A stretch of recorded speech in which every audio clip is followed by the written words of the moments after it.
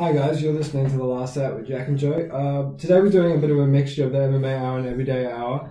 It'll be predominantly MMA, but I've been a little bit sick over the last week. I believe it was Joe that got me sick. We call it the Joe Rona or the Joe Corona. I like that one, the Joe Corona. Joe Corona. Well, I clearly don't have coronavirus, clearly. I was just a bit sick and I had some flu-y kind of symptoms, but I'm much better now. I'm not in bed anymore. I was in bed a lot. I just felt really tired. How was your day, Joe? Mine's going pretty well. I mean, it's good that we're back in filming these podcasts right now because there is so much to talk about. Oh, it's been crazy this week. It would have been weird if we didn't do a podcast because we would have missed out on so much content. Right now is literally the best time to talk about. Exactly. Well, we didn't get to talk about Sunday's fights, so do you want to start us off? Yeah, that's right, may as well. The card was great. It was the Robert Whittaker versus Darren Till fight card on Fight Island. Mm-hmm. You know, there were some pretty good fights, but you know what I believe? Even though the main event was a really, really good fight. It went the distance, and I didn't expect it to go the distance, especially since it was Till's second fight, middleweight. But what everyone is talking about right now is this guy, Khamzat Chimaev? I have no idea how you pronounce his name. But he's a fighter in welterweight. Yeah, and he's a Chimaev or Chimaev? Chimaev. We'll have to find out how to properly pronounce his name and that. Well, everyone's going. Well, we posted a meme about him on. It's Dana White going, and Khamzat smash. Smash. Well, he's a welterweight. He's only won 8 times so far, and he took the fight literally after 10 days of his previous fight when he fought on the Calvin Kattar card, and. He says he's willing to fight again for around 252, I think, as well. Oh yeah, he's an insane fighter. And the thing is, he's a beast. Everyone's talking about him. Everyone's literally talking about him, and he's new. He's a rising prospect. But here's the thing: he's Swedish, but he looks like he's a relative to Khabib. Yeah, he looks like he's a bigger Khabib. Really, he just says like, "I want to smash these guys. I want to smash these guys." They're scary like that. I think it was getting a little bit. He was trying to make himself very known. He's 100% known now. Yeah. But he started, calling out the likes of like Conor McGregor and saying, he's going to be the pound for pound king after Khabib and things like that. Honestly, he's a scary guy because we watched some of his previous fights. Scary dude. Dude, we even like. He's got power. He's got power. There was. I was talking to Joe and I was saying, hey. He's a fucking badass because he went in, he was smashing the guy. He's in a dominant position. He's got the guy's back. He's got the hooks in, right? And he gets one arm around his throat, and he just goes like this, puts his mouth guard back in, takes a second, like a pause, and then sinks in the rear naked choke, pulls him back. He was so relaxed. He did it with such grace too. I know, but you can tell he's been doing it at a very young age. Mm-hmm. You can tell that's what he's been. I'm pretty sure he did say that he's been doing martial arts since he was like, 5, 8, something like that. So yeah, at a very young age. I honestly believe he's a potential threat to the welterweight division. I said either division. I know on Instagram I said either division. He's scary. He's scary. Welterweight looks like welterweight is the one for him. He said he was I think he was also calling out Cowboy Cerrone and saying I love Cowboy and I'd love to fight him. Cowboy's no slouch. He has some of the most experience ever in the octagon at all. He's probably like, hold my Buzzweiser right now. I'm gonna go fight. I'm gonna take this guy out, but he's a scary guy. That would be a good fight. I tune in. I reckon I could see that maybe potentially happening because if you think about it, even though Khamzat's new, he hasn't really fought any. He hasn't really fought any big names. I kicked your camera. Yeah, you kicked the camera. That's all good. So even though he's new to the UFC, he's only had 2 fights so far in the UFC, and he literally could. I think it's time maybe he fights a little bit of a bigger name, And Cowboy Cerrone's no guy to turn it down. But the thing is, I know it'll be an interesting fight because Khamzat's fights don't go beyond the second round. I said he's never been in a third round. It's always been first or second round KO or submission. It's never been any. To be fair, he's 8-0, right? But any of his fights, it's never gone to a third round ever. Yeah, he's a hype train, and hopefully he keeps going with that. Scary guy. Scary guy. There was one highlight when he got this. It was kind of like it wasn't quite an uppercut, but he was working his way just in someone's guard on the inside, and he just put that guy's lights out. So he's got power. It's scary. It's scary. He's definitely a huge power puncher in that division, in the welterweight division. Oh, for sure. And also on the card, basically, just before the main event, we had a bit of a controversial moment. That was with Herb Dean. I was talking to you off air, and I didn't feel it warranted Dan Hardy to get up and, I said the reason why I felt that he probably was annoyed was, I believe he personally knows the kid that, got knocked out. I believe he knew him. So, I understand where he's coming from. He's an ex-fighter himself. Well, the reason why it basically was controversial was because of the fact that, he had already knocked him out, basically. He went back. Yeah, he went back. Yeah. And he had his hands and his legs in the air. Now, obviously, we can argue all day about... Was he doing some form of protecting himself intelligently? But you could just see on his face, he wasn't there. Yeah. He wasn't there. It was just kind of reactionary kind of stuff when you're a bit out of it. But Herb Dean is probably one of the gold standard when it comes to MMA refereeing. He's at least one of the top two. I mean, some of the best refs, I think the most notable ones is either Big John McCarthy. But he's retired now. Yes. Oh no, he works for Bellator. Yeah. Oh no, but he doesn't ref. I think he does the commentary. Oh, of course. But and the other one is Herb Dean. Yeah. The other one's Herb Dean, and Herb Dean is one of the best, and you feel safe when that guy is there. He's not going to be 100. Like, he wasn't really in a win. It wasn't really a win situation for Herb, because if he stopped it a second too early, then they're going to say, "Oh, you stopped it too early." But then when he gave him the chance to actually do it, then they said, "Oh, no, it was too late. You could have injured it." It wasn't an easy choice for Herb anyway, and I think I'm glad Herb didn't backtrack. I'm happy he didn't backtrack, and he just went, "Hey, I thought it was the right call, and I still think it was the right call." I mean, because he's had his referees so many fights, and it's ex-fighter himself. Yeah, and it's occasional to have a slip up here and there.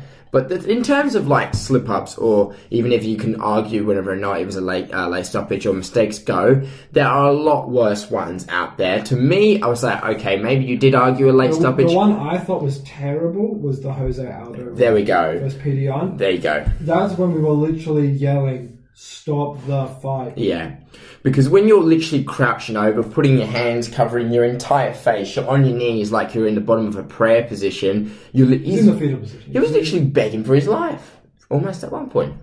So that's why. Yeah, that was a very poor stop. There you go. And since then, people sort of forgot about it. Did Herb go do that to any length like that and just let there be punishment? No, I think everything was only one or two punches more. And I think when that guy came back, Herb might have seen something, and he's put his leg up and he's put his hand up and he's trying to get a little bit of space, that's all. We've seen in fights before where the fight hasn't been stopped and the guy has recovered and came back. So I feel like Herb, it didn't warrant Dan to get up and get upset with him. I feel the reason why he got upset with him was, one, he's an ex-fighter, he knows exactly what it's like, and two, I'm pretty sure he knew the guy.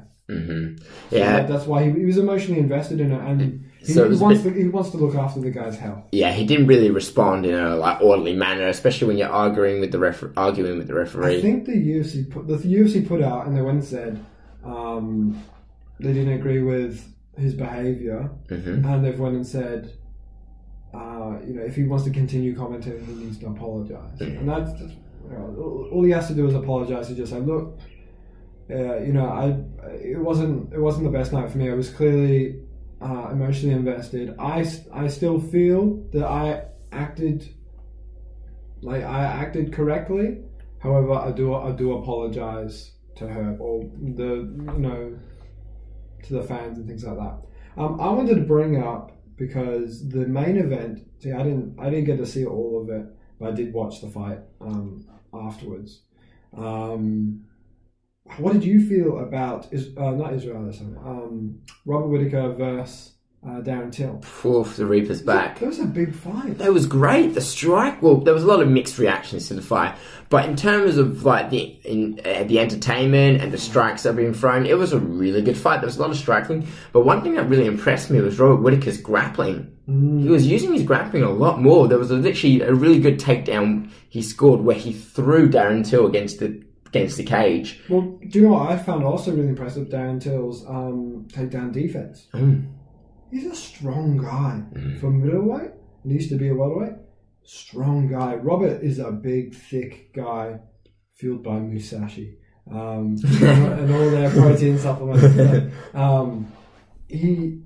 When he digs for these underhooks, and he's like really just like lifting Robert up so he can get those arms in, and then he stuffs the takedown.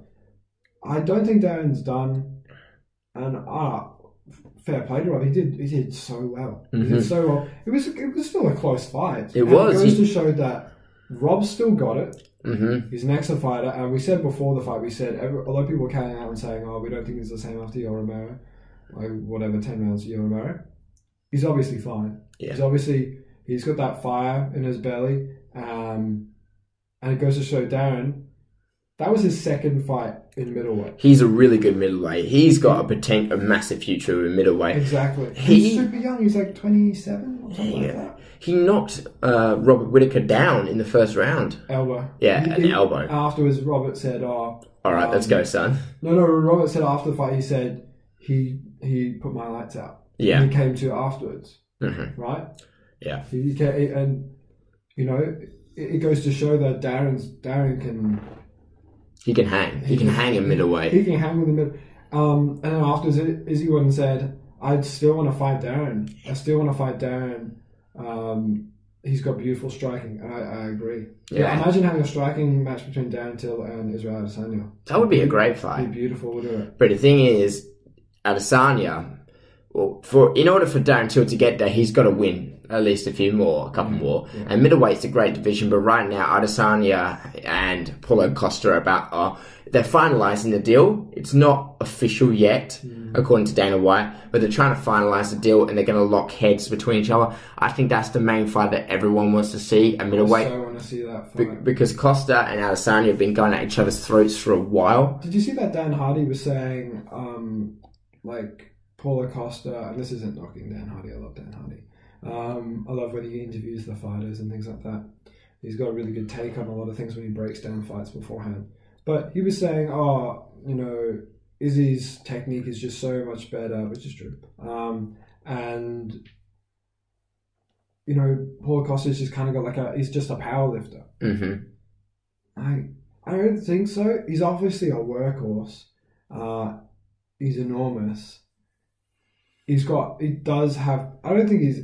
to be fair, powerlifters don't look like that. Bodybuilders look like that. Powerlifters are the big guts, and they don't care about what their physique looks like. He looks like a bodybuilder, just like your Romero, but it's proper natural athletic muscle. Like they didn't. It's not like it's not functional. That guy's clearly got cardio as well.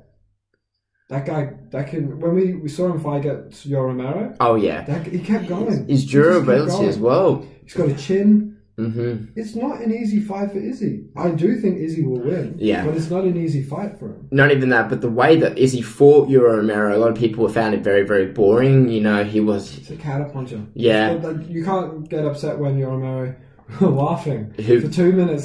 First 2 minutes of the first round, he stood there. He just stood there. Yeah. Just looking at him. And Yoel Romero, he's not a guy who likes to throw heavy. He's not a very heavy volume hitter.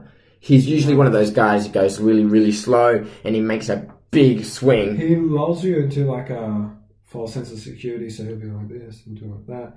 Maybe doing some trapping hand stuff, and then go this, and then he'll just run at you, flying knees or like. And it works. That's how he gets his knockouts. Yeah. That flying knee that he did against. I wonder what it'd be like to see his. Sorry for cutting off, but I wonder what it'd be like to see his actual wrestling, because he never uses it.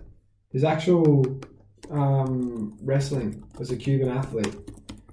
Like, I've seen some videos of him doing it, but we don't see it in the UFC because he's affected his neck. Like, he got surgery for his neck, and I think they fused part of his cervical spine, and that's why there's a big scar on the back of his neck and that. And I think that's why he doesn't wrestle, because he can't afford to mess up his neck. But it's weird that someone that high caliber of an athlete, wrestling wise, and he doesn't use it. Isn't that weird that he does striking? Yeah. But like, how long has he really done striking for? He likes a highlight reel. That's what I can say. He likes a brawl. He does, but that guy can wrestle, and he's obviously incredibly good at wrestling, but he never taps into it. I wonder if it'd be like if we saw Yoel Romero earlier on, because no, he's 40. Imagine if we saw a 20 or 30-year-old Yoel Romero. Mm-hmm. Scary, man. Very, very scary. Would it be as? Do you reckon he was as big, or even big, or just a little bit smaller? That's the thing. Like, cute with those Yoel Romero type figures. You look at them and you go, "What? Come on, son." Well, he doesn't walk around at 185. He walks around at like 210. There you go. But not even that. But he's that in his 40s, and he looks that good. Like, most 20-year-olds can't even get any close. I think he's 43. Good check. I believe he's 43. Right, he just turned 43. Scary dude. He's so scary. A lot of people after the fight were saying, all right, Darren Till versus Yoel Romero, and I could just imagine Darren just going, no, scary. Yeah, too scary. Well, the thing is, he just says that, but Darren's game to fight anyone. Yeah, and not even that, but the middleweight division just in general. I mean, Yoel Romero sits fourth on the division, and basically Darren Till is fifth. Yeah. So, but it's great. I mean, there's also that Jared Cannonier. Yeah, Cannonier. Sorry, Jared Cannonier. He's sitting comfortably in third. I mean, he wouldn't mind having a fight with Yoel Romero. I mean, that wouldn't be too bad. Or maybe Darren Till versus Jared. You know, could happen either way. But but right now, the main one that everyone's after is, of course, Adesanya versus Paulo Costa, because they've been at each other's throats. I'm pretty sure Israel Adesanya, when he beat Robert Whittaker, he jumped up on the cage and he flipped Paulo Costa the bird. He did. In the crowd. And not even that, but when he beat Yoel Romero, he was calling him out, swearing in the octagon. I think Paulo Costa is really trying to be the bad guy of the division, because even after the Robert Whittaker and Darren Till fight, he went and tweeted out and said they couldn't have been training during isolation. That was such an ugly fight. Yeah. He's trying to, and it's coming from him. It's not coming from his coach. It's not coming from, like how like a lot of people say like, oh, stuff that Khabib's tweeting out or Kamaru's tweeting out. It's clearly not from them. It's from their manager, Ali. But when you read Paulo Costa's tweets, you know full well it's coming from, because it has the same little like, those little English things where it doesn't quite transfer over, that it's proper English. You can full tell he's the one writing it. Yeah. Dude, have you seen his Twitter? Oh yeah. Funny memes. He has really funny memes. It's like when everyone sees Adesanya, and that's when Paulo Costa sees Adesanya, and he's like a twig. He's really, really skinny. It's so funny. Well, it will be an interesting fight because, Adesanya, he's a really good distance fighter. He's ridiculously tall, and then Costa, he likes to be a bit of a brawler. So it's basically going to be how is it going to work? Is Adesanya going to use his distance? How is Adesanya going to play up against Costa's wrestling? I feel like it's going to be a very similar game plan as it was to fight Yoel Romero. But I feel like Paulo Costa will really race towards him. Yeah. I feel like he'll... And it's another fight where Paulo Costa is undefeated. Well, he lost in his tough Brazil thing, but that was an amateur fight, doesn't count. And so Izzy and Paula, they're both they both have an undefeated record. When they fight, someone's got to lose an eye. Who's your take then, Costa or Adesanya? Adesanya. I gotta say Adesanya too. I just feel like in the realm he'll find a way. Yeah, in the realm of mixed martial arts, I really feel like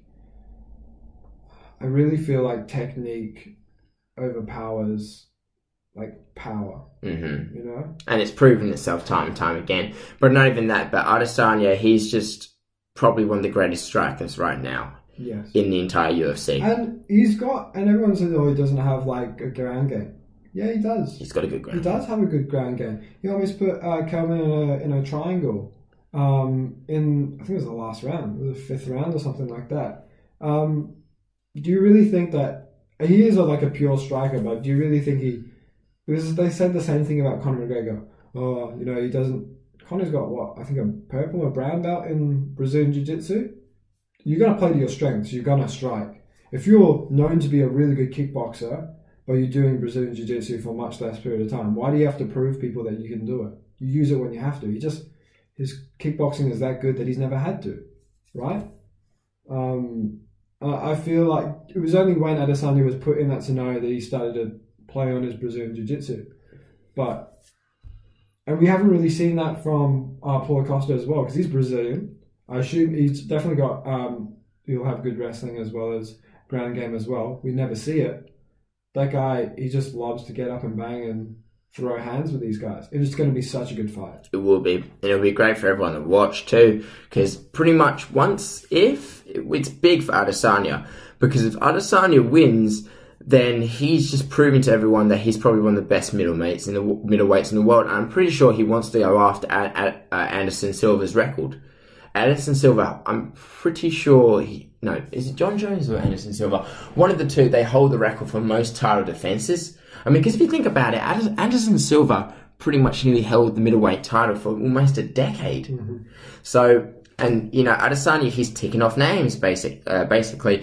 But it also keeps the division like on its toes, because Adesanya's already beaten Whittaker. If he beats Costa, he's already beaten Euro Romero. Maybe they might have a rematch, but that leaves him with Jared Cannonier and Darren Till. So my prediction is, if Darren Till is going to fight next, it's going to either be Jared or Euro Romero, one of the two. While I think it might be Cannonier or Romero. So what we could do is Robert versus Cannonier. You never know, maybe like a Uriah Hall or something like that. It could be anyone. But either way, that top half. But if Adesanya wins, then pretty much he's almost already established a massive dominance over the division. And then one or two more fights, and pretty much he was almost have cleared it out. I wanted to quickly come away from the MMA stuff for a second, because I got a text the other day from a friend from school, Connor Hannam, and his mate Daniel Ade as well. I knew Daniel as well from school, and they've got a podcast called For a Laugh. And I told you about this before we started doing podcasting. I told you that I know these guys. They've done a podcast for a while as well. So they have a podcast For a Laugh, and they talk about their own lives, their own stuff going in their own lives, as well as just like general stuff. So you should definitely check them out. Now, it was funny to get a message from them and say, hey, this is like our invitation to come onto their podcast. So you might see it. We'll see if we can sort something out. That'd be a great. Well, I told you about it. We should have them on the podcast beforehand, or more correctly, I said we should collaborate with them,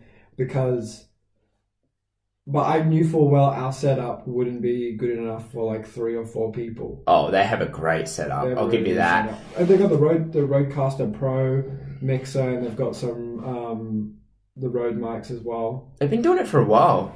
They have been doing it for a while. I think they switched channels at some point. I'd have to check with them. No, you liked them. They're both really nice guys. I listened to them. I listened to a couple of their episodes. They're pretty good. They vibe pretty well together. I've listened to those episodes as well, but I listened to that one the full way through. I think I listened to it twice, actually, because I was driving to work and things like that.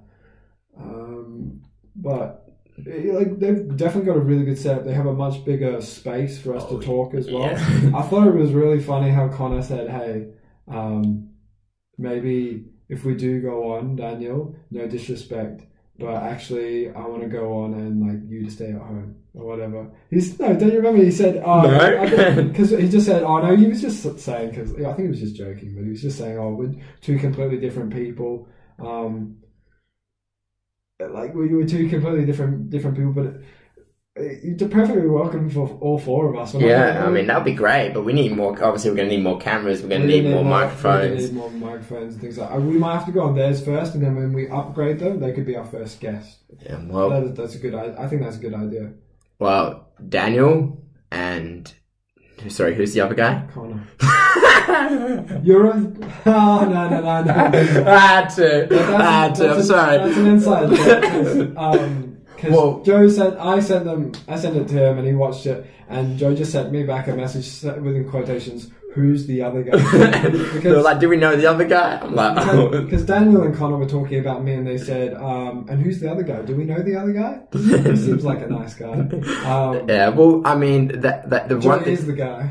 I'm that guy, but I mean, it will be great. So it will be.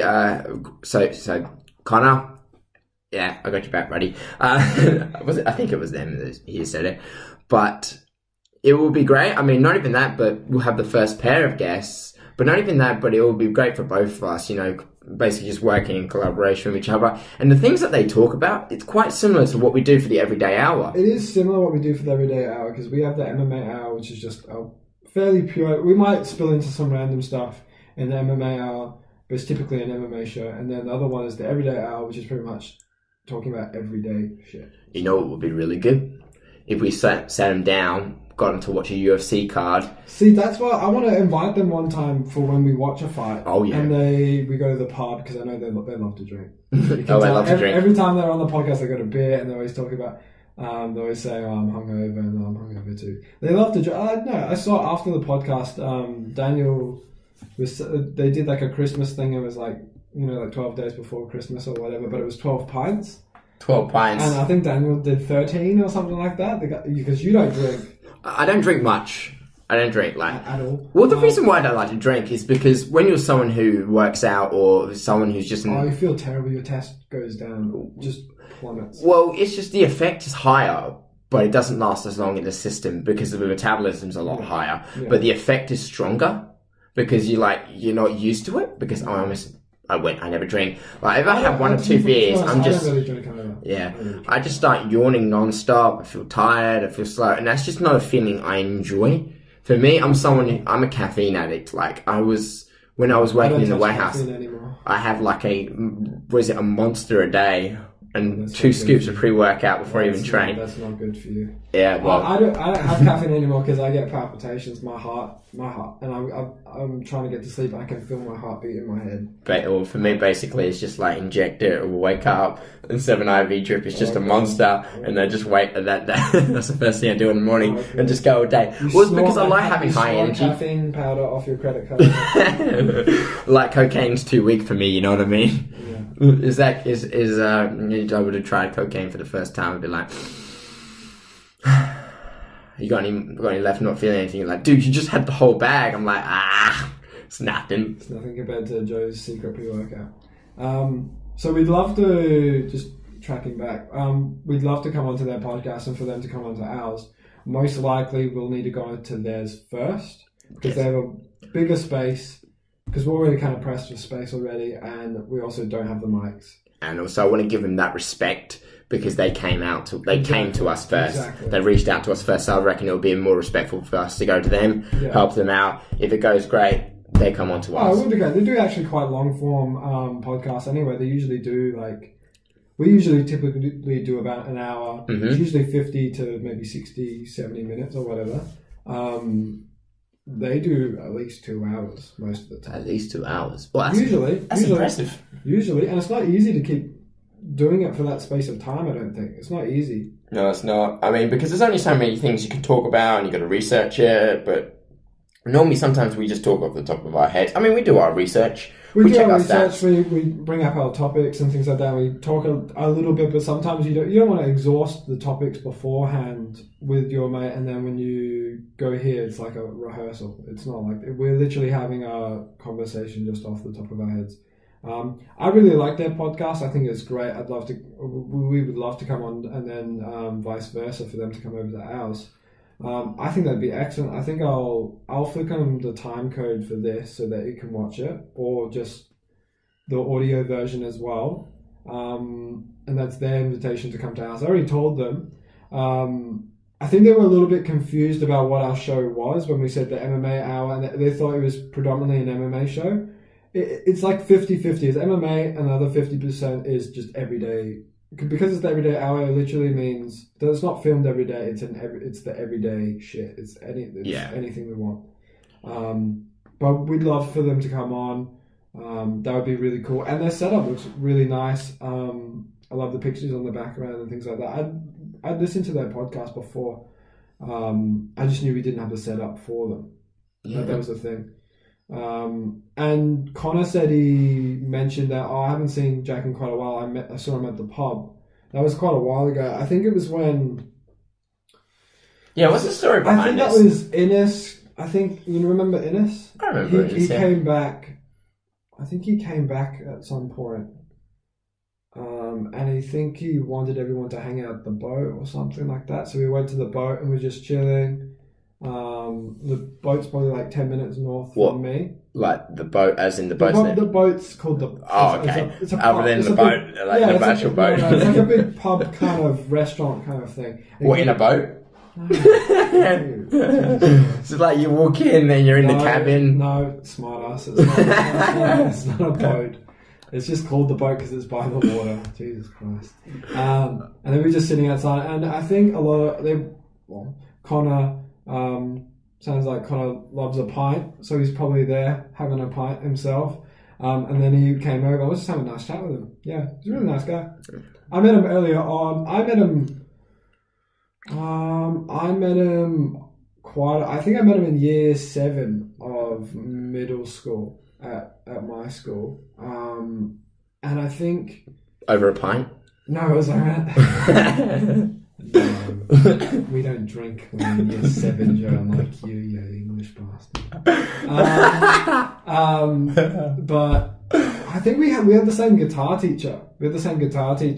And I just got to know him that way, and we talked in that. I knew he did have the podcast because I knew he has a YouTube channel. He does vlogging as well. He does I think I think something that you'd be really interested in. They talk quite a lot about films, and we love films. We do. I think they quite enjoy like those comic book films as well, and the superhero stuff. They're super into the movies as well. Well, that would be great. That'd be great. And I'm pretty sure Daniel, he does stand-up comedy as well, like the open mics. Really? Yeah, and you do open mics. I do open mics. I didn't know he did open mics. They briefly mentioned it, so that's another good... So I'm going to see... Hopefully we can talk to them soon on a podcast. That'd be really good, and that means you guys can totally talk about... well, I'll catch him at the open mic night, you know? Yeah. Well, I might catch him at the open... I might have crossed paths with him before. Maybe I didn't know who he was. You might have. Well, because I always do those... When I do my open mics... You've done open mics for probably just over a year, right? Yeah, well, it would be 2 years in... 2 years? So, it'll be 2 years in, what is it, November? Oh. Yeah, but the thing is, I've only done a few gigs this year. Well, one, because I was absolutely stuck for time when it came to, uni and jobs and stripping and all that shit on the weekends, and now I'm out of uni, but the other reason why I didn't do it as much was because of COVID. Yeah. I was still writing jokes during COVID, but I wasn't like actually getting up there. But I'm coming back in a couple of weeks, so yeah. But just like right now, I'm just focusing on building my PT business, you know, and just obviously trying to build this because of how much faith I have in this podcast that one day it will be. Well, I put out, if you guys didn't know and you're just more of a casual listener or whatever, on our Facebook page, as well as our Instagram, I put out that we reached 100 downloads perfectly a month after we started. There we go. It was perfectly 1 month. We got 100 downloads and we got about 240 views on YouTube. And that was just posting once or twice a week for the time being. That's one thing. That's one of the ideas I wanted to stress right now. Is just the importance of consistency and just being patient. If we achieve that in just 1 month, think about what we can achieve in a whole year, or 2 years, or 5+ years. 10 years. Like, exactly. It just shows that, you know, if you stick to something, when you start something for the first time, you're never going to be good at it. Yeah. You know, no one's ever good at something for the first time, and that's when you make the most amount of mistakes, and then that's when you got to ask yourself somewhere down the track, oh, how much do I want to do this? But if you go hard and you keep going, be consistent. To be honest, I don't think about it too much like this. I just like sitting down and having a chat with you, and like this is fun. We do this normally. Yeah. All we're doing is recording a conversation we normally would. That's the other thing. This is fun. Yeah, that's the other thing, because it's also very meaningful to us. Yeah. So when you're doing, and that's the other thing I'm always telling people these days, there's these kids these days and they're going through a hard time in school, like, I don't know what I want to do, or... It has to start with passion. Yeah, that's what you got to do. You got to find passion, but you also got to find something that gives your life meaning. Yeah. And having conversations about this sort of stuff and putting it up on YouTube and talking about it, it gives us a sense of purpose. Well, one thing is we're super passionate about MMA, which is why it's 50% MMA stuff, right? A lot of our Instagram might have a bit of MMA, but we've been posting a lot of other everyday stuff as well. Yeah, well, that's the thing. It's just process of taking something that you like and looking at it and then thinking, okay, how can I get this sort of stuff out there? How can I make this into a business? Like, all the time. This is fun. Exactly. Well, one thing I always tell... Why don't you want to get paid for having fun? Yeah. That's the other thing. And not even that, but time's irrelevant to us. We're not doing it to be rich. No. We're not doing it to be rich. But, like, it's fun. Imagine if it just pays for itself and you can just sit down and have a laugh and it's fun. You can talk to, like, later down the line, we're going to have better people on the podcast. And then we're going to be like, dude, you remember that time when we used to be just in your room and it was just us and an IKEA table, 2 microphones and a laptop? Exactly. That's it. That's what it's going to be. We're going to be talking to people and, you know, with a lot of podcasts, it's very interesting to listen to these intelligent people and these inspiring people. Why not? Like, imagine if we get even better people on there. I think it's just fun. It's just fun. I like it. Why wouldn't you want to sit down and be around good people? It's literally the idea of taking something that you love and just putting it into something like a business. Like I was saying, I tell a lot of kids I know these days, or a lot of guys or girls, play video games and they talk religiously about video games or comics, and I just say, why don't you do Twitch streaming, you know? Why don't you do comic book reviewing, you know? If you want to be a movie critic, start a YouTube channel. There's a lot of video games podcasts out there as well. Oh, podcasts are huge. I think they estimated there's about 250,000 podcasts. That's right, but not even that. But right now is the best time in human history to ever be a part of taking something that you love and turning it into a meaning. Because let's go back down the track.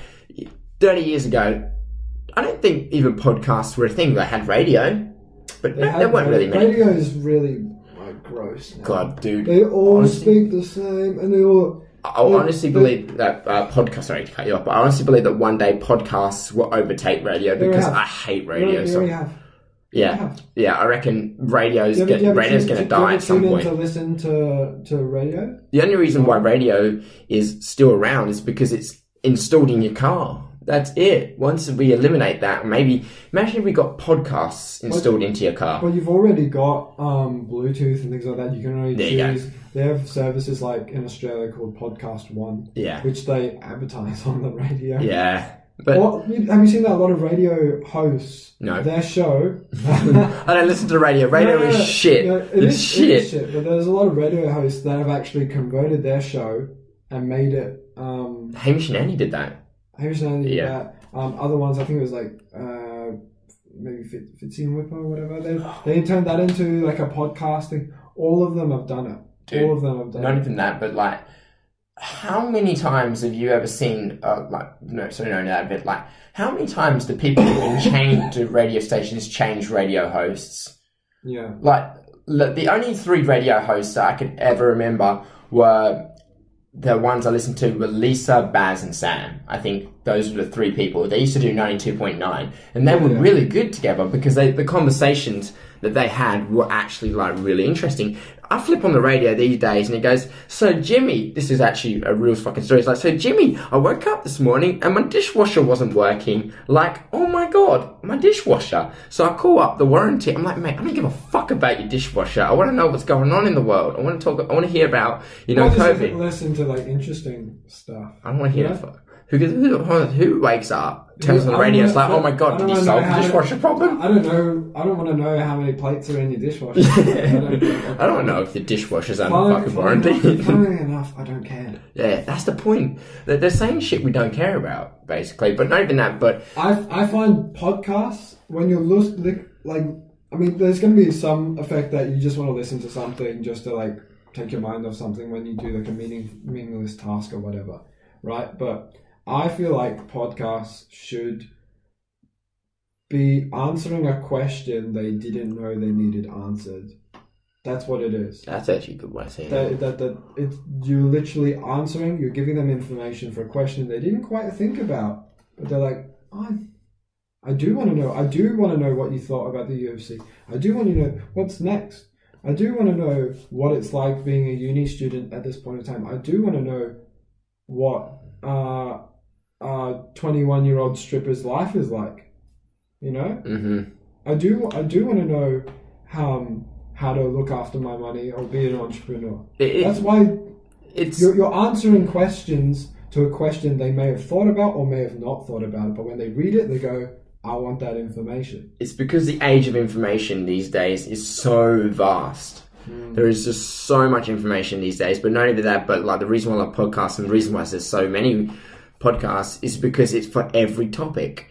You know what I mean? We do MMA Hour, so a lot of fight fans would want to watch us. Or Everyday Hour, just people who just want to listen to 2 guys talk. But there's also very, very specific podcasts, like there's crime, finance. The true crime ones are very popular. Very popular. I don't like it. It sounds so gross. Well, the fact that they're just trying to like emphasize it, like it's like a guy who's got like a really deep voice and heaps like gunshots going off in the background. Yeah, but I think that's maybe just a way of advertising. But there's a lot of podcasts out there that literally just stick to one single topic, which I think is okay, but I feel like you're limiting your audience to just that one area, which is why I think it's good that we do this MMA Hour and Everyday Hour. The MMA and Everyday Hour means they may come for the MMA and stay for the Everyday, or they may come for the Everyday and stay for the MMA, or you're just genuinely interested. Like, we are 2 guys, we're very young, we're passionate about our podcast and things like that. Just watch us. I think it's just diversifying really your audience. Coming back to the podcast we were talking about earlier, Daniel and Connor's podcast, the For a Laugh podcast, they do a lot of that, and they talk about the everyday hour, our kind of everyday hour stuff. The reason why they also weren't too sure was they don't really listen to the MMA Hour. For example, Connor went and said, we don't really know a lot about MMA because we're not really sports guys, right? And I actually messaged them back, and at the end I said, we'll make an MMA fan out of you. Yeah, I really feel like you don't have to be an expert. Obviously, I have a background in martial arts. You have a background in martial arts, a little bit of background. You work at the UFC gym. I know. Right? Yeah. If there's I did martial arts since I was 7 years old, doing kickboxing, grappling, Brazilian Jiu-Jitsu. I've done a lot, right? I don't train anymore, but I do a record. I stopped when I was 20. But I'm thinking about going into Brazilian Jiu-Jitsu. It's just expensive. When I quit at 20, that was the point where, because I was fortunate enough for my parents, because they put me at such a young age, they said they were going to pay for you to do martial arts, which is really fortunate because I owe a great deal of my life to martial arts. It's super important, right? But I stopped because I wanted to do something a bit different to complete it, and I wanted to do Brazilian Jiu-Jitsu. I realized I already knew martial art gyms are super expensive. Those Brazilian Jiu-Jitsu, if you want to go to a good Brazilian Jiu-Jitsu school, expensive. How much? It's a lot, dude. It's a lot. I can't tell you right off the top of my head, but I know even, like, I wouldn't do it for private sessions. I'm doing it to roll with everybody, right? Mm-hmm. I'd love to do Brazilian Jiu-Jitsu, but don't even try to book a private. Privates are $80 to $100 a session. Really? Well, the reason why they'd be that much is because those Brazilian Jiu-Jitsu gyms are just for that one thing. You know what I mean? And that's why I like the UFC gym so much, is because we got boxing, we got functional training, we got a weights area, we got a freaking octagon. Well, they had all of that at the gym I trained. We had, they had Brazilian Jiu-Jitsu stuff as well, but I just wanted to go to a singular. That's literally they specialized. I looked up to see if there was any Gracie Jiu-Jitsu schools, and that I'm pretty sure there are Gracie Jiu-Jitsu schools in Perth. Although, to be fair, Gracie Jiu-Jitsu is such a famous name now that they've literally just called their schools. So whether or not they come from Gracie Jiu-Jitsu, I don't know. But I'm super interested in doing Jiu-Jitsu in the future. I've gone a little bit off topic, unfortunately, but I was meaning that I feel like we could take out those guys that don't really are super interested, give them a little bit of background information, and actually get them interested in it. And if they just I think if they listen to a commentator, they might not know what they're saying, but if we break it down for them while they're watching the fight and say, hey, this is this guy, what he's going for right now, he's going for a Kimura. Now what he's going to do, he's going to try and tell them little bits of information. And I feel like we could. Now you can't force someone to be interested in something. Either they are or they're not. But I feel like you could really get a lot of MMA fans, a lot of people that weren't so big a fan of MMA, interested in the sport. Well, it's the fastest growing sport right now. Easily. And it's still in its early teenage. I reckon it's a teenager now. It's starting to mature. It's really starting to mature because, we've got more divisions, we've got more fighters. It's played around the world a lot more. It was a baby when it was Hoyler Gracie. Sorry, not Hoyler. Hoist Gracie. Hoist Gracie. Then it went into the latest stages when it had Ken Shamrock and Tito Ortiz, and it had Chuck Liddell. Then they had other fighters. They had Diego Sanchez, who was the season 1 winner. Then they had they had Rampage Jackson. They had Anderson Silva. They had GSP. They had Forrest Griffin. They had BJ Penn. They had so many fighters all the way. They had Randy Couture. They had everyone up until now the teenager, which is they've kind of, the Conor McGregor is still there, but there was that Conor McGregor era. Yeah, and the Ronda Rousey era. That was a big shift. Those two specifically were the big shift. There was Ronda and Conor. Then there was the Khabib section. Yeah. There was the Masvidal section. Yeah. And the Masvidal section is what we're going through now. We also got the Adesanya section because it's because it's branching out into all these different countries. Because I'm pretty sure Adesanya and Usman, they paved the way because they're both from Nigeria. Yeah. So they paved the way for that country. And then Conor McGregor, he sort of paved the way for Ireland, And then Rousey sort of paved the way for women, because she was the first female champion, and now she's basically kickstarted the whole female division. And now you got all these countries. Now we got Wei Zhang from China. Yeah. We got first female Chinese champion. Yeah. It's just all these. It's just branching out around the world, because I'm pretty sure Khabib, he's from Dagestan. He's from Dagestan. I'm pretty sure we didn't have a Dagestan champion before him. And then we had there's a lot of Dagestanis that are coming into the fight game now, though. Yeah, and then we also, you got the the birth of the double weight champs, so the double division champions, you know, Connor started that. Now we got Amanda Nunes, Daniel Cormier did it, you know, and it's now becoming increasingly a thing for fighters to interact between different divisions. So Henry Cejudo as well. Oh yes, of course. Was he? I think it'd be the fourth, wouldn't he? I think it would be the fourth. The second one was DC. Yeah. The third one was Amanda.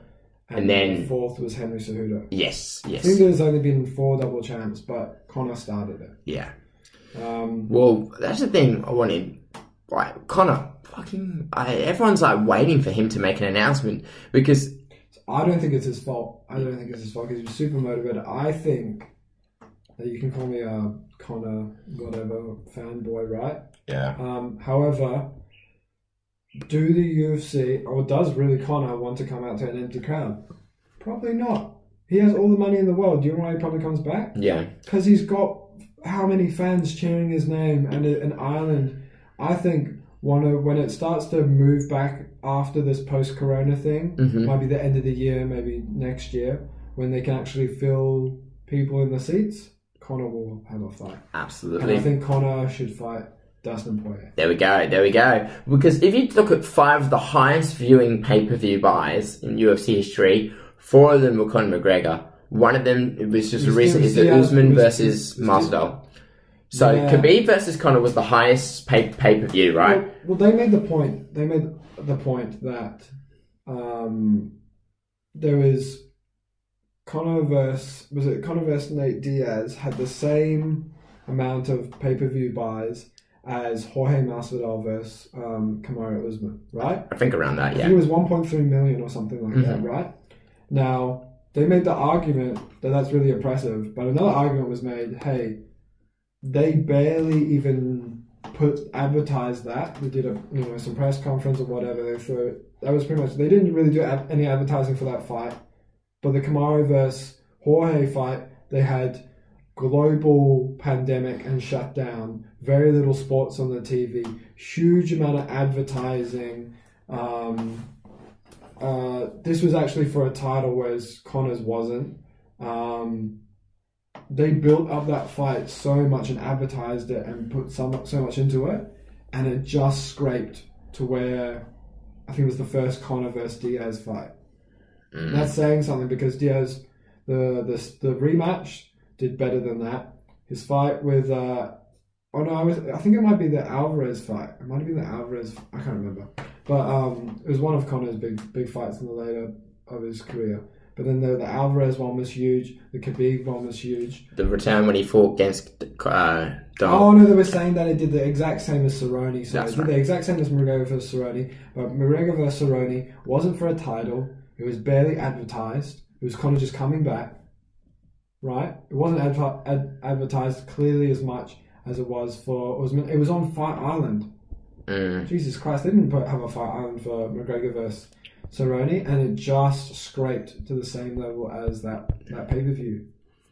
To be fair, you can also make the argument during a coronavirus and people aren't working as much, they don't have as much money just to spend on luxuries like a pay-per-view. Is it super expensive? Probably not. Probably what, $50 maybe, something like that. Yeah. I think it's just also had the fact that people were just at home and they just wanted that form of entertainment. Like Netflix, when coronavirus struck, Netflix went through the fucking roof. Netflix, Stan, Hulu, everything, YouTube. Yeah. YouTube would have went nuts. Podcasting went nuts. I mean, the next fight, because I know we brought up Ronda Rousey, and we know, remember her head coach? Oh, yeah. He's also got a rising star, which is Edmen Shahbazyan versus Derek Brunson. I've actually noticed that Derek Brunson actually watches it. He's watched a good few of our Instagram stories. So thank you, Derek, for the support. Yeah. For coming back to the Instagram and just having a squiz. But I'd love to talk to him on the show. Actually, we can do that in the future. But that's going to be a really good fight because Derek Brunson is no slouch at all. Was it Lyoto Machida he knocked out in the first round? I think he knocked out Lyoto Machida in the first round. He's had some great fights. I mean, the one that a lot of people's minds come to is his fight with Adesanya, because he had a big bit of beef with Adesanya. But Edmen Shahbazyan, he's 11-0, and he's 22 years old. He's a year older than us, and he's 11-0. He's well-rounded. He's a huge amount of martial arts background. This guy... He's no joke. He's a first-round finisher as well. Exactly. Of the 11 fights that he's won, only one has made it past the first round. Exactly. He's a first-round knockout artist, you know, and he's only had one fight past the first round. They went to the third round via a split decision against Darren Stewart. But he's a TKO. He knocks people the fuck out, and you know, especially with head kicks as well. He does this good. It's not quite a switch kick, but it's a roundhouse off his lead left leg. He does that and he just catches them in the face with it. It's not quite a switch kick, but he catches it because he's quite flexible. This is gonna be an incredible fight. I'm so keen for this guy. Everyone. I mean, it definitely should be the middleweight main event, but that Edmen Shahbazyan, they should be scared of this guy. They really should be scared of this guy because he's a scary dude, you know? And Derek Brunson, he's got a massive fight experience, you know. He's fought Adesanya, he fought Silva, he's fought Whitaker, he fought Yoel Romero. Like, he's fought a lot of the middleweight division. You know, he's fought the big names, so he's going to have a lot of... He's got a lot of experience under his belt, so basically you got an experienced fighter versus a young prospect. Yeah. So that's a classic matchup. So either way, we'll see where it goes because they're both 4th and 5th on the rankings too. Well, Brunson hasn't fought in probably about a year. He hasn't fought in about a year, whereas we know that Edmen, he fought on the Masvidal card with Usman, I'm pretty sure. Oh no, it might have been Diaz. Against Diaz, sorry. Yeah. So neither of them. So he hasn't fought since November, and Derek Brunson hasn't fought since August last year. So I'm excited to see this fight. Yep. So they did a first round KO of Lyoto Machida. Lyoto Machida is incredibly powerful striker. He's a former champion, isn't he? Machida. Yes. Yeah. Yes. So he's, you know, a lot of people sleep on Derek Brunson. I think a lot of people are quite disrespectful about him because some people have called him the gatekeeper of the middleweight division. He's no slouch, dude. He's no joke. He loses to people that are like very good. Like in Strikeforce, he lost to you remember Renato Souza? Scary guy. He's lost to Yoel Romero. He lost to Whitaker. He lost to Anderson Silva. He lost to Ronaldo Souza, and he lost to Israel Adesanya.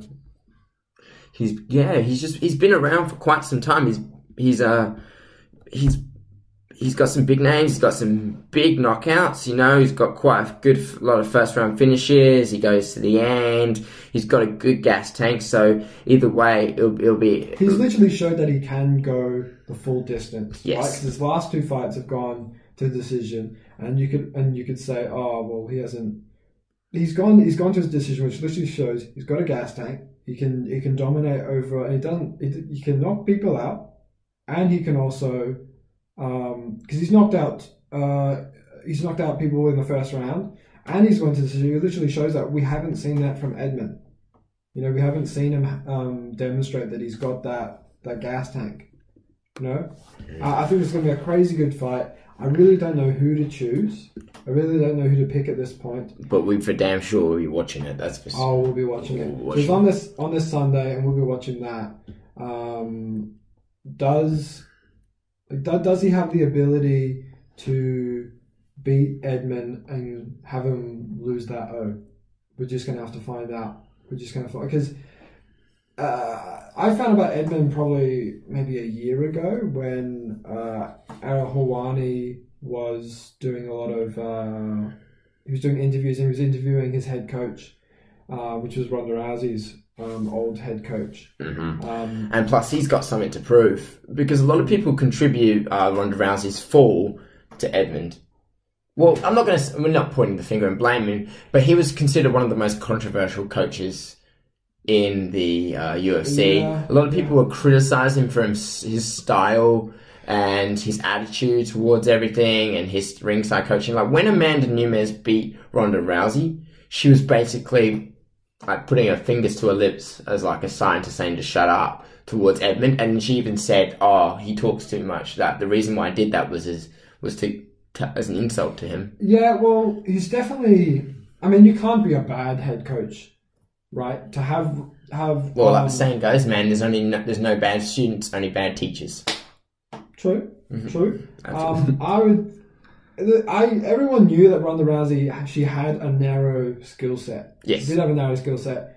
She could, she was good at hitting in the clinch. When it came to outboxing, it wasn't her forte. You know, everyone's saying, her striking wasn't bad. However, when you compare it to someone like Holly Holm and Amanda Nunes, it doesn't compare. Yes. It doesn't compare. Someone with that amount of kickboxing experience, it's not going to compare, right?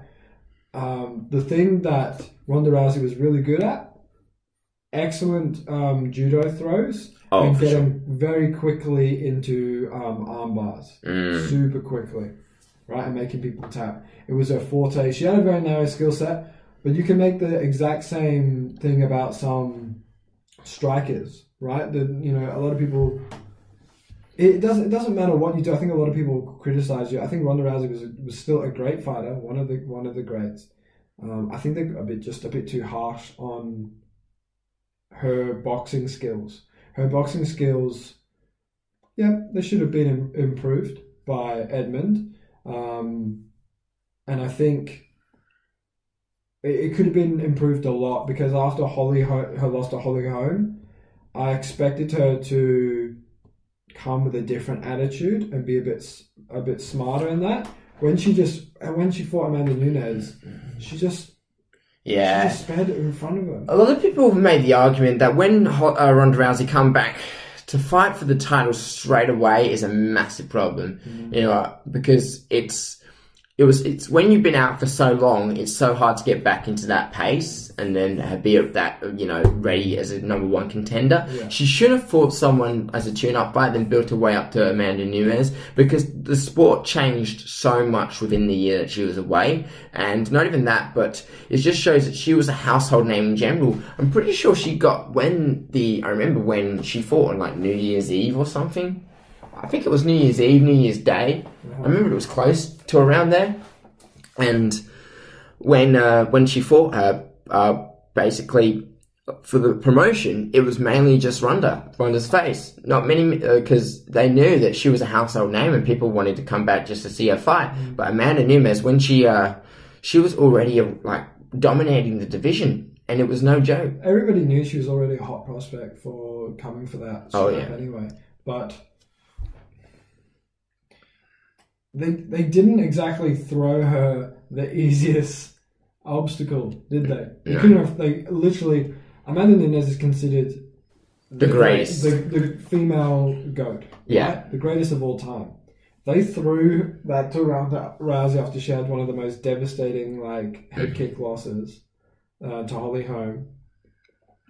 It was a bit too. Because I'm pretty sure Trump tweeted about that fight as well. Oh really? Yeah. I don't remember. Yeah, I remember when Holly Holm beat Ronda Rousey, Trump celebrated it in a tweet. Oh, really? Yeah. Well, because this is what? Really? This was quite some time ago. I think this was when Trump was running for president too. Right. Or he had become president. I'll look for it right now. Wait, do you remember what he said? Oh, I just heard Holly Holm beat Ronda Rousey with a head kick. And then he criticised Ronda Rousey. Well, because a lot of people were against Ronda because of her character. A lot of people criticised Ronda because she wasn't really a humble person or a humble champion. Obviously she had a pretty rough background. And there was a lot of people who were dissing her because when she fought Miesha Tate for the second time, and when Miesha Tate lost, Miesha Tate tried to shake her hand. Ronda Rousey just walked off. So that was why a lot of people criticised their character. So I felt like after Ronda lost to Holly, something huge changed because a lot of people were thinking that she was going to be a dominant champion for a long time, but Yes. after she lost to Holly, and then she went on the Ellen show, Ellen morning show, or whatever, and she was talking about how she was about to try and regain her title from Amanda Nunes, and she said, "You guys better tune in because this is probably going to be one of my last fights." She already called it before even fighting. Really? Amanda Nunes. I didn't know that. Yeah. Wow.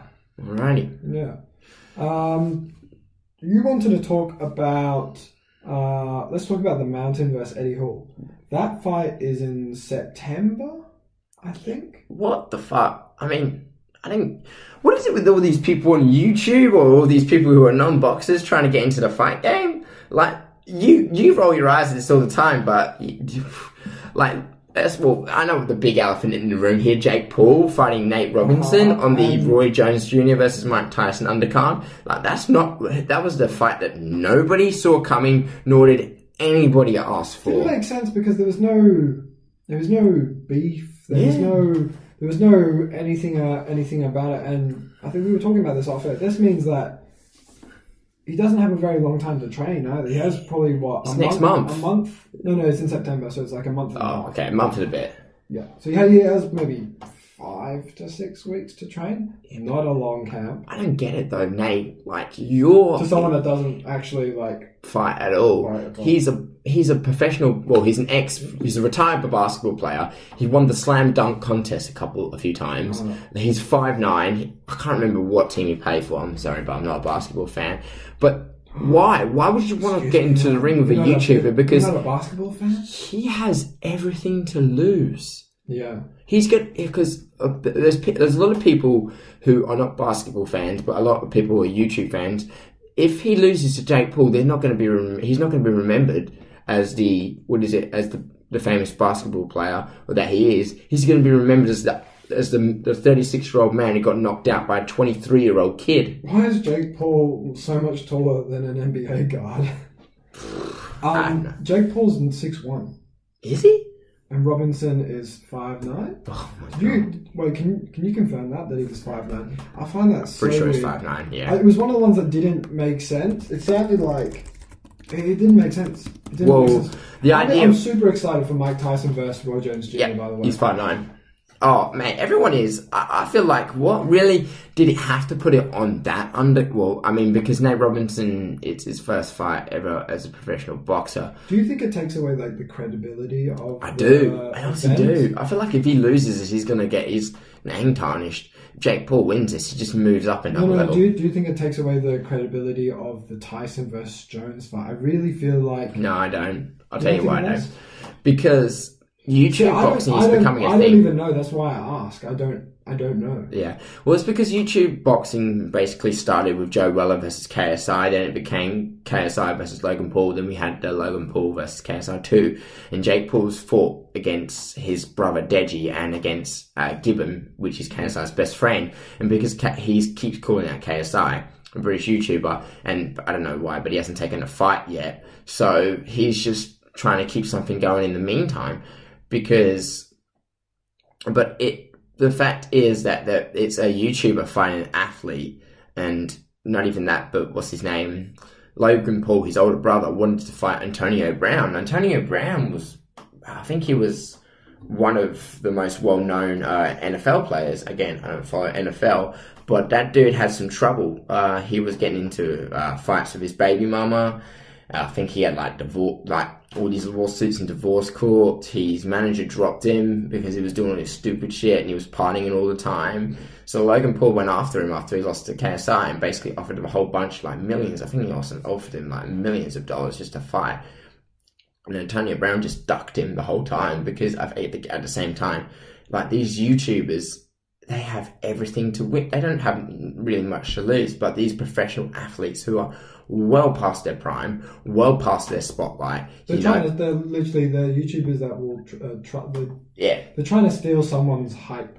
Exactly. They're trying to steal someone's hype and build them up. And even if they do lose, it's good content on your YouTube channel. It is. Channel. Well, because the athletes are up here, the YouTubers are down here in terms of relevancy, right? Because the YouTubers sometimes aren't taken seriously. Exactly. So if the YouTubers lose, they stay here.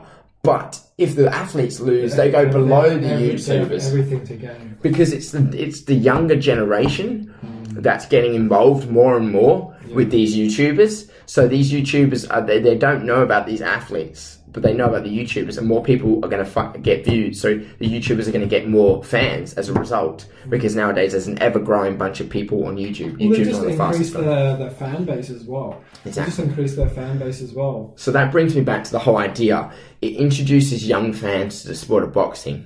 That's one thing I can say. Oh, yeah, that's a good point. I just felt it was weird that something so great as Mike Tyson versus Roy Jones Jr. had something that didn't really have hype around it. It was it just tossed, it just came out of nowhere. Yeah. Well, I mean, Logan Paul and KSI sold out the Staples Center, and they were... I've been there. Lovely stadium. It's huge. Really? It's enormous. It's in LA. It's brilliant. Well, because they sold out the Staples Center, and they headlined it, even though they weren't professional boxers, and they had professional boxers on the undercard and the main card. I mean, it's the same thing, I reckon. Again, I think it's just to get some extra money for the Roy Jones Jr. fight, because even if you're not a fan of Mike Tyson, like, he's a household name, and so is Roy Jones Jr. I think he was the king of they called him the king of the 90s. He dominated the 90s in boxing. Oh, Roy Jones Jr. is no slouch. I think his last fight was 2 years ago. Oh, yeah. He stayed, he's one of the best. He's one of the best there is. Yeah. I just want to bring up this, because we were talking about it off air. The rules for this exhibition fight are very different from a normal exhibition fight.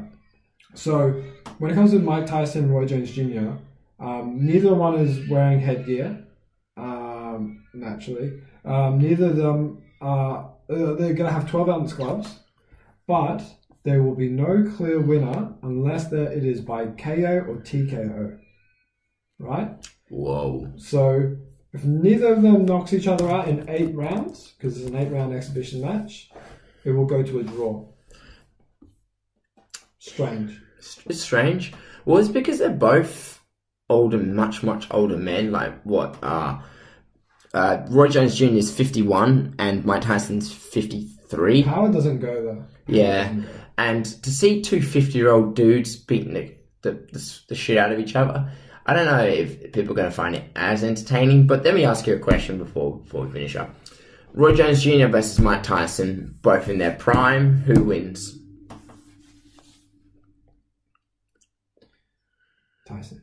Tyson. Yeah. It's not because it's not like I haven't seen Roy Jones Jr. fight. Excellent, they're two of the greats, right?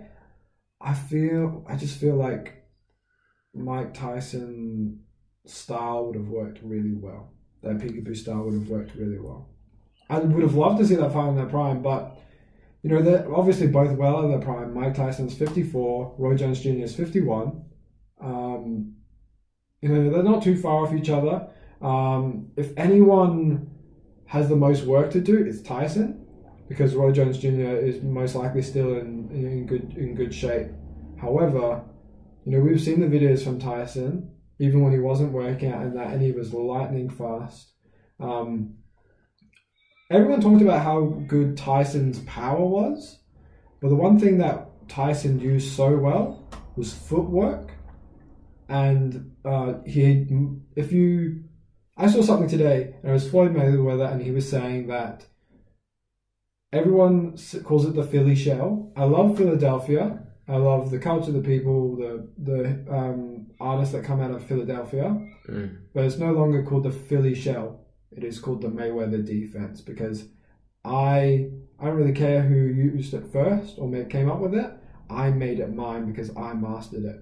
If there's anyone that the peekaboo style should be made after, it's most likely Mike Tyson, because he mastered the peekaboo style, and I feel like it would have worked really well. It's going to work really well in their fights. He closes distance so well, and Mike Tyson is so evasive. All right, the only thing I'm questioning is the older men. I question cardio. That's what I question. I don't question power. Power's one of the last things to go. I question maybe a little bit of speed, or sticking to the same pace. Timing will be the same, because they're both obviously still very intelligent boxers, I feel like cardio is the only thing. Don't you think? I understand. Because a lot of that will... You're a coach at the UFC gym. Who's been your kind of like oldest client so far? I'm not going to say name, but I'm going to... No, you don't have to say that now. I'm just talking about age. The oldest client I have is a man in his 40s. In his 40s, right? And what would be like some of the main things that you try and work on? Just maintaining good posture, because it's basically over time it falls. He just... like making sure he maintains that flexibility, that range of motion, because it starts to decline over time, and just overall just maintaining that same work ethic, really. And just, it's more, when as you get older, it's less about improving but maintaining. Yeah. Do you find it's a lot harder to maintain the endurance stuff? Absolutely. Yeah. Do you find, I would make the argument, I mean, both coming from a sports science background, that it's a lot harder for these older guys to do that endurance work, because a lot of the time they're going to have to do a lot of low impact stuff in order to be okay. Because I mean, 50-year-old boxers trying to do, they're not normal people, they're athletes that already got probably stuffed up joints and things like that from doing an enormous amount of working out. What kind of cardio training do you think they're probably doing? Do you think maybe swimming and low impact stuff, maybe? Yeah, well, obviously they're going to have a lot of injuries over the time, because I'm pretty sure they've had maybe surgeries, or their body wouldn't have the same flexibility or move like it used to. I think both of them combined, they've probably got over 100 wins in pro fights. Oh yeah. Well, what do you think? What do you think they're probably doing for endurance training? I think, well, maybe they would be running. That's the thing, though. I don't think either of them want this fight to go the distance. No. I think both of them want that quick knockout. Do that knockout. So that's why I don't think they're focusing too much on cardio. I think they're focusing just more on the skill, more on the power, more maintaining that strength. As long as neither of them have a fucking heart attack. Yeah, basically just maintaining that, what's it called? Anaerobic endurance. Yeah. So that's what I think will be the overall goal. Hey man, look, it's going to be great. I mean, I'm going to be excited. We're both going to be watching it. And it's going to be a huge day for boxing in general. And huge day for the fight game. But I guess we'll just have to wait and see. We have to wait and see. Do you want to sign us out? Yeah, sign us out. All right. If you guys want to look at our social media, you can find us at the Last Set Podcast on Facebook. On Instagram, where it should be at the Last Set Podcast. Twitter _ the Last Set. YouTube the Last Set. Everything. Our best way to reach us is most likely Instagram. Click on our link in our bio, and it will give you all of our information on YouTube. We also have in our description all our respective links. So thank you guys for listening. Yeah, thanks again, guys, and we'll hear from you soon. Right. We're back in full swing. Jack's back to health now, so I'm recovering a lot better from the Corona. The Joe Rona. The Joe Rona, yeah. Next time, don't come to the set unwell, okay? Okay, yeah, we'll maintain a little bit of distance. But we're maintaining a bit of distance, and we're also maintaining our health a lot better. Alrighty, let's keep this pace going, my man. Cool. Alright, thanks again, guys. Take care. Peace.